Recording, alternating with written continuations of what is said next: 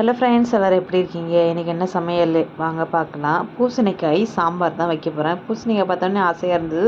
நான் இந்த காய்கறிலாம் வாங்க மாட்டேன், சளி பிடிக்கும் அப்படின்ட்டு. இந்த பூசணிக்காய் பார்த்தோன்னே எங்கள் பாட்டி ஞாபகம் வந்துச்சு. அவங்க ஊரில் இந்த பூசணிக்காயை விளைவிச்சு கொண்டு வருவாங்க முழுசாக.